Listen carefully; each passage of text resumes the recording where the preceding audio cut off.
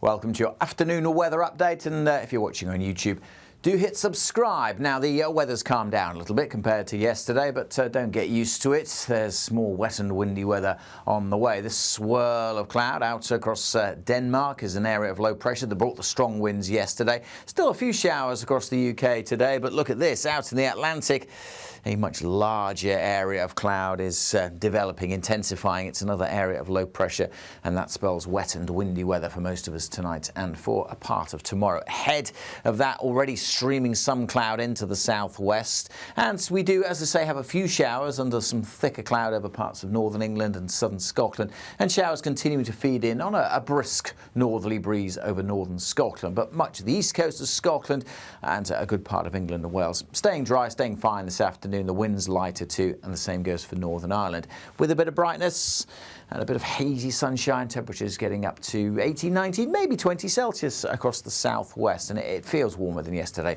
because those winds are lighter. But notice that thickening cloud coming into the southwest. It is going to produce some outbreaks of rain getting to southern parts of Wales by the evening rush hour, and then, well, just kind of getting set in across Northern Ireland, all of Wales, southwest England before midnight, and then continuing to track into southern Scotland and eventually central and then parts of eastern England by morning. Notice the brighter colours, some quite heavy bursts of rain, particularly over parts of Wales, and we're concerned about the rain building up in places here over the course of Wednesday. It could cause a little bit of disruption. Certainly also going to bring some milder air, so it won't be a cold night across the southwest. Temperatures holding up in the teens, but before the rain arrives with some clear skies as the winds ease off, rural parts of northern Scotland could dip down to single figures. A dry, bright start here. Elsewhere, though, pretty soggy morning rush hour, morning commute, a lot of spray, a lot of surface water on the roads, and that rain is likely to linger over parts of Wales in particular through the day. There'll be further spells of rain elsewhere. Could start to clear from southwest Scotland, should ease from Northern Ireland as well.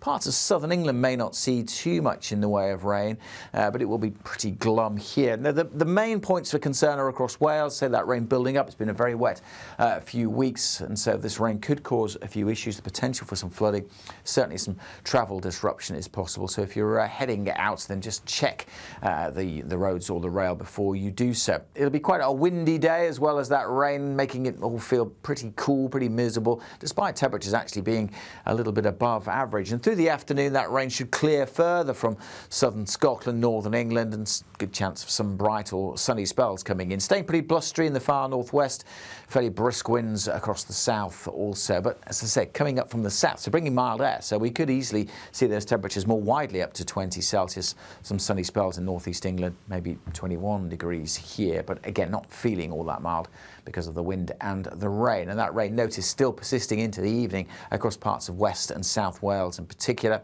Hence why we have those warnings in place. But now rain extending across parts of the Midlands too. This zone staying pretty damp, but the rain easing off a little bit as we go through Wednesday evening with some clearer skies. But that rain is being caused by this wriggling, what we call a waving weather front. It's likely to edge a little further north through Thursday, and then it has another little ripple on it for Friday. And it's going to kind of split the UK into three zones, because to the south, actually, we'll see some warmer air moving in for a time until it kind of develops into a low pressure system that's likely to bring some wet and windy weather as we head into the weekend. So there's a lot going on with the weather this week. You want to keep up to date. The weather warnings, of course, they're on our app and on our website. So the best thing to do, as I said at the start, if you're watching this on YouTube, then do hit subscribe.